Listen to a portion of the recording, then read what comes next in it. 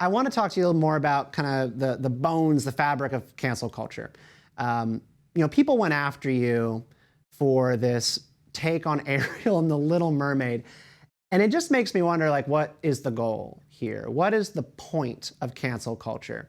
There's no one to apologize to for you wanting Ariel to remain, I don't know, a Norwegian white girl with red hair.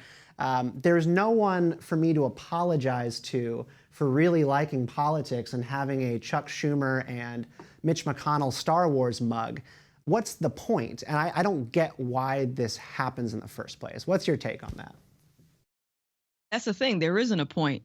And one thing that I've gained the courage to do is challenge these folks when they are participating in these mob campaigns, and I'll ask them, like, apologize for what?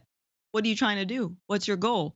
And even when I'll debate people when I'm streaming on YouTube about this, and it usually boils down to, oh, I'm helping because I want to spread awareness. Okay, well, we're aware, so what next? And I find that if you just challenge these folks and ask basic questions like, what are you trying to do? Apologize for what? You kind of back them into a corner, because when it's all said and done, there really isn't any reason for them to be doing this. And I think I suspect it's people with a little bit of a hero complex that feel that they are helping in some way, not being able to self-analyze and see that their actions creating this massive campaign to target someone is actually worse than the thing that they're than the problem in the first place.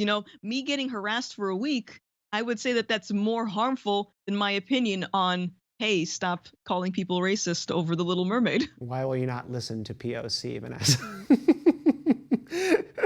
I'm sorry. I don't.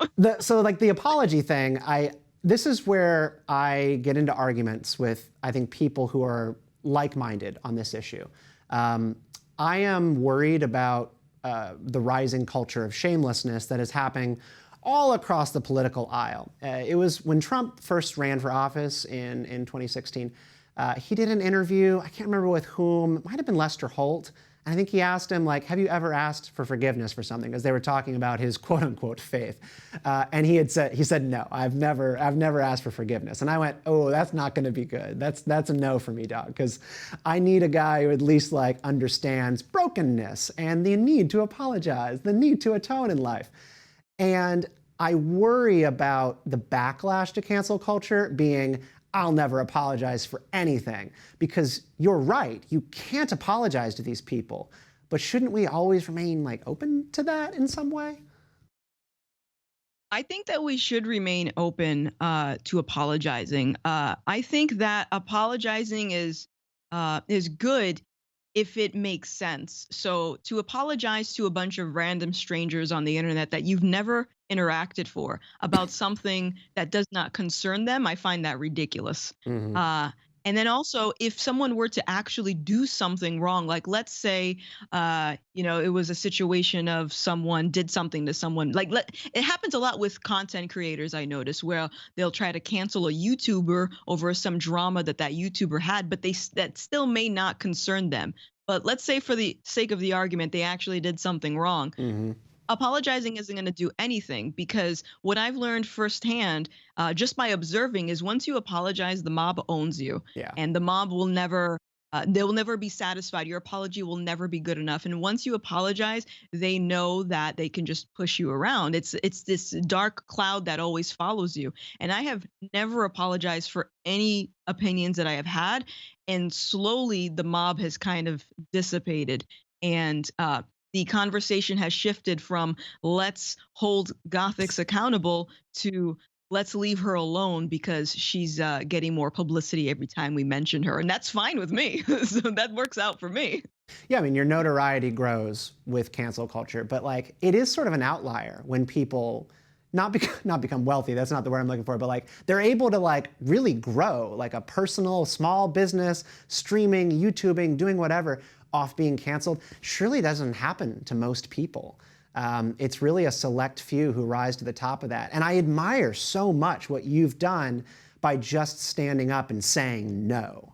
And people want that. And Look, the reason I wanted to talk to you is just because I don't know what I would do, right? If people come after me in a certain way, like they've come after you, it's hard to just say no to these people, stand up, not apologize, not do the self-reflection thing, do better. We need more people like you who do that, but I feel like it doesn't always work out for everybody who tries. It doesn't. And I'll be the first one to tell you that the first time I was canceled, it was very traumatic. It made me very depressed. It rendered me pretty much like incapable of making a living for a good portion of my year because I like the psychological effects that you'll have to endure by dealing with the mob, because let's be real, nobody's brain is built to withstand harassment by the thousands. Like Hmm. nobody's set up for that. um and the first time is always the worst, and so I suspect that this cancel culture thing has been getting so out of hand that it's going to keep infiltrating just regular citizens. Even if you're not a creator or someone that's a public figure, it could just be you have a Facebook account and you say the wrong thing. Next thing you know, someone's calling up your job to get you fired.